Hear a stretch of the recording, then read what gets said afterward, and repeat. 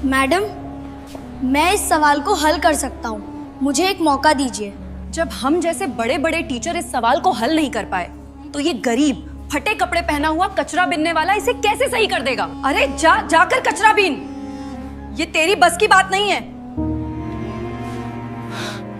जिस बच्चे को देखकर लोग कचरे वाला समझकर दूर भागते थे, उसी 10 साल के बच्चे ने वह गणित का सवाल हल कर दिया जिसे आईआईटी के टॉप प्रोफेसर भी 20 साल से नहीं सुलझा पाए थे। लेकिन जब प्रोफेसर विशाल शर्मा ने उस बच्चे के हाथ देखे तो उनकी दुनिया हिल गई। उन हाथों पर वही निशान था जो उनके खोए हुए बेटे के हाथ पर था। आखिर कौन था यह रहस्यमय बच्चा और क्यों लड़के को देखकर प्रोफेसर के होश उड़ गए? सुबह के 6 बजे थे और दिल्ली का सबसे महंगा सेंट जेवियर इंटरनेशनल स्कूल अपनी चमकदार दीवारों के साथ खड़ा था। यहाँ सिर्फ अमीरों के बच्चे पढ़ते थे जिनके पास करोड़ों की संपत्ति थी। स्कूल के गेट पर मर्सिडीज, BMW और ऑडी की कतार लगी रहती थी। लेकिन आज कुछ अलग था। स्कूल की मुख्य दीवार के बाहर कूड़े के ढेर के पास एक 10 साल का लड़का खड़ा था। उसका नाम आर्यन था, लेकिन यह नाम उसे किसने दिया था यह वह खुद भी नहीं जानता था। उसके कपड़े इतने फटे और गंदे थे कि लोग उसे देखते ही अपनी नाक पर रुमाल रख लेते थे। उसके बाल बिखरे हुए थे, चेहरे पर मिट्टी और कूड़े के निशान थे। उसके पैरों में एक हरी और एक नीली चप्पल थी जो शायद किसी कूड़े के डिब्बे में मिली होंगी। लेकिन अगर कोई ध्यान से देखता तो उसकी आंखों में एक अजीब सी चमक थी, जैसे आसमान के तारे रात में चमकते हैं। आर्यन रोजाना यहाँ आता था कूड़ा बीनने के लिए। उसे प्लास्टिक की बोतलें, डिब्बे और कागज इकट्ठे करके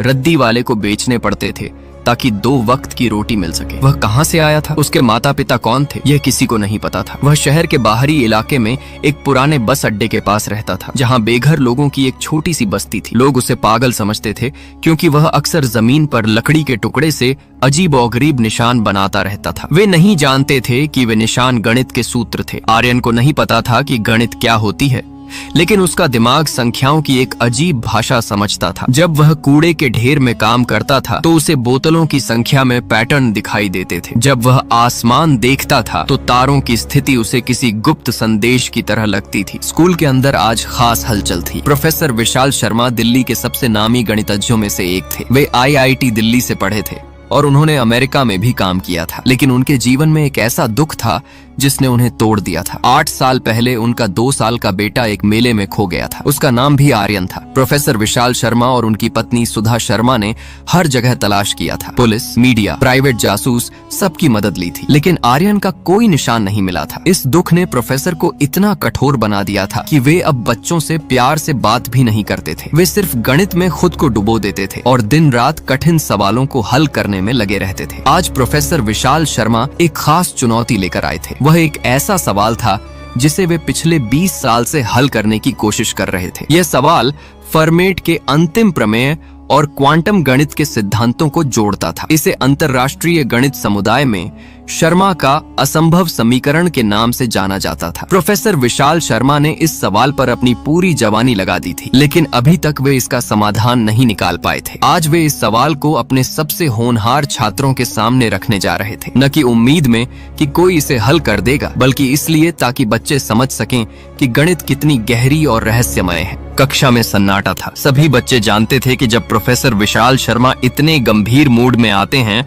तो कुछ बड़ा होने वाला है। उन्होंने धीरे धीरे ब्लैक बोर्ड पर सवाल लिखना शुरू किया। पहले कुछ साधारण संख्याएं लिखीं, फिर जटिल चिन्ह, फिर ऐसे फॉर्मूले जो किसी दूसरी दुनिया की भाषा लग रहे थे। 15 मिनट तक वे लिखते रहे। जब वे रुके तो पूरा बोर्ड अजीबोगरीब निशानों से भर गया था। बच्चे हैरानी से देख रहे थे। कुछ को तो समझ ही नहीं आ रहा था कि यह गणित है भी या कोई जादुई मंत्र। प्रोफेसर ने पीछे मुड़कर देखा और कहा, यह सवाल मैंने अपनी जिंदगी का सबसे कीमती हिस्सा देकर बनाया है। मैं चुनौती देता हूं कि अगर आप में से कोई भी इसे कल सुबह तक हल कर देगा तो मैं अपनी प्रोफेसरी छोड़ दूंगा और उसे अपनी सारी संपत्ति दे दूंगा। बाहर आर्यन कूड़े के ढेर में काम कर रहा था, लेकिन उसका ध्यान क्लासरूम की खिड़की की तरफ था। जब तक प्रोफेसर सवाल लिख रहे थे, आर्यन लोहे की जाली से चिपका हुआ उन्हें देख रहा था। जैसे जैसे सवाल बोर्ड पर उभरता गया, आर्यन की आंखें चमकने लगीं। उसे यह डरावना सवाल नहीं लग रहा था। उसे यह एक सुंदर कविता जैसा लग रहा था जो उसके दिमाग में संगीत बजा रही थी। वह सवाल उससे बात कर रहा था, उसे पुकार रहा था। आर्यन को एहसास हुआ कि वह इस सवाल को समझ रहा है। हर निशान, हर संख्या उसे साफ दिखाई दे रही थी। लेकिन तभी स्कूल के चौकीदार ने उसे देख लिया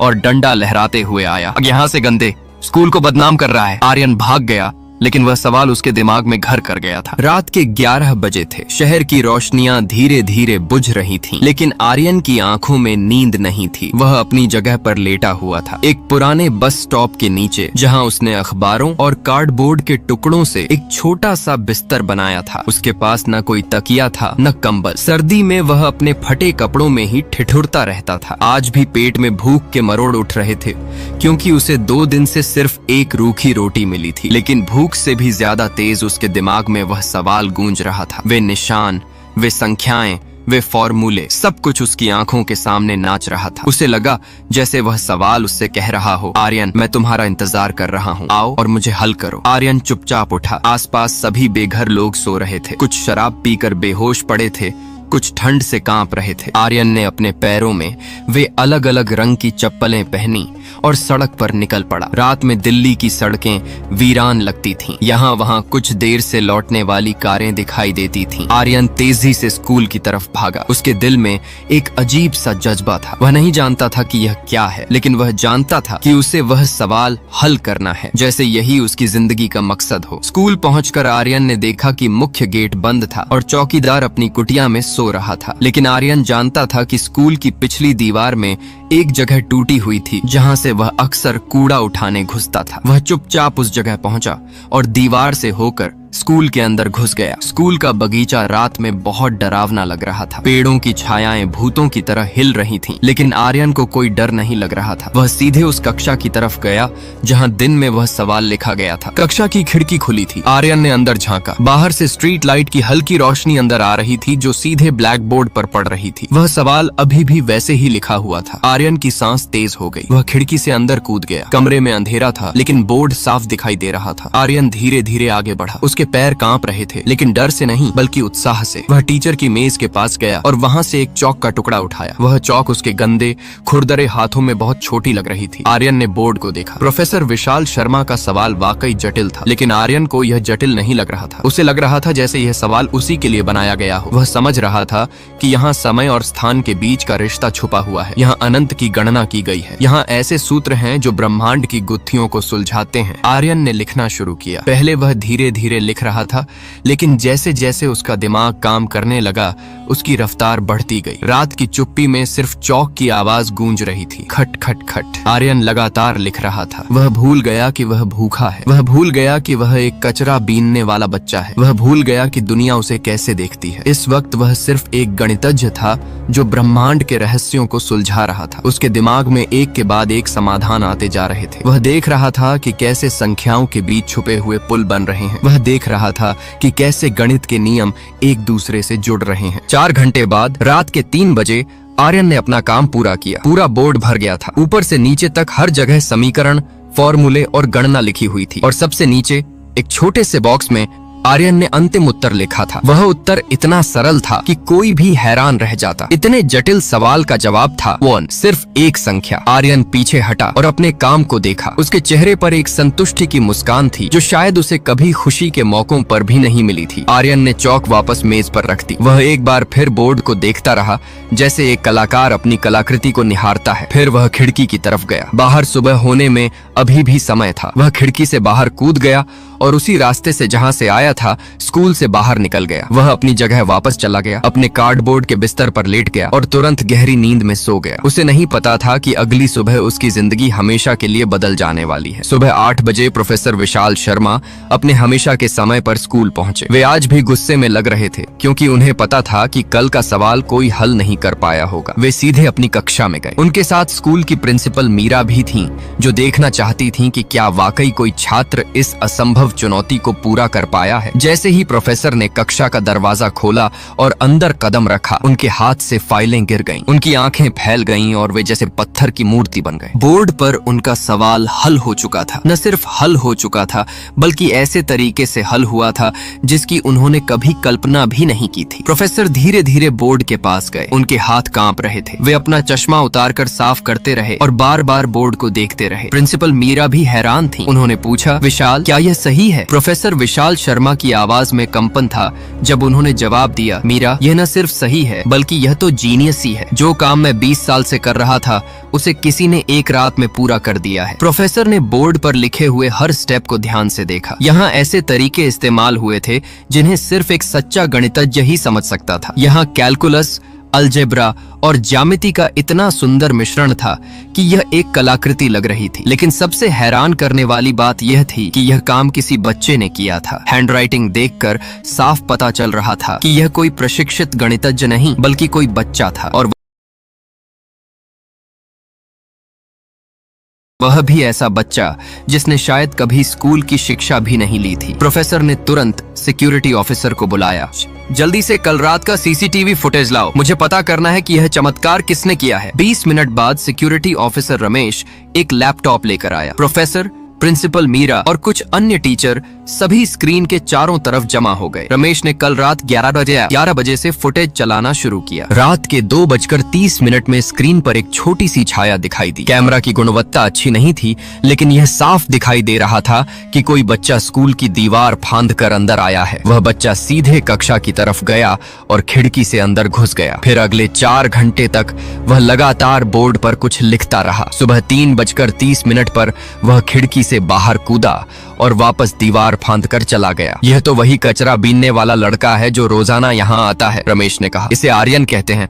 बड़ा अजीब है ये, हमेशा अकेला रहता है। प्रोफेसर विशाल शर्मा का दिल तेजी से धड़कने लगा। जब रमेश ने आर्यन नाम लिया तो उन्हें लगा जैसे कोई बिजली का झटका लगा हो। उनके खोए हुए बेटे का नाम भी आर्यन था, लेकिन यह तो सिर्फ एक संयोग हो सकता है। इस शहर में हजारों बच्चों के नाम आर्यन हो सकते हैं। प्रिंसिपल मीरा ने कहा, विशाल, यह बहुत अजीब बात है। एक कचरा बीनने वाला बच्चा इतनी उच्च स्तर की गणित कैसे जान सकता है? कहीं कोई धोखाधड़ी तो नहीं? प्रोफेसर ने जवाब दिया, मीरा, मैं इस सवाल को 20 साल से जानता हूँ। यह कहीं किसी किताब में नहीं मिलेगा। यह मेरा अपना बनाया हुआ सवाल है, और जो तरीका इस्तेमाल करके इसे हल किया गया है वह इतना अनोखा है कि यह सिर्फ एक सच्चा जीनियस ही कर सकता है। प्रोफेसर का दिल बेचैन हो रहा था। वे उस बच्चे से मिलना चाहते थे जिसने यह कमाल किया था, लेकिन उनके मन में एक डर भी था। कहीं यह वही आर्यन तो नहीं जो 8 साल पहले खो गया था? लेकिन यह कैसे हो सकता है? अगर वह उनका बेटा होता तो वह इस हाल में कैसे होता, और इतनी छोटी उम्र में इतना गणित कैसे जानता? प्रोफेसर ने रमेश से कहा, तुम्हें पता है ये आर्यन कहाँ रहता है? रमेश ने जवाब दिया, साहब, मैंने सुना है वह पुराने बस अड्डे के पास कहीं रहता है। वहाँ बहुत से बेघर लोग रहते हैं। प्रोफेसर ने तुरंत निर्णय लिया, मैं आज ही उससे मिलने जाऊंगा। मुझे पता करना है कि यह बच्चा कौन है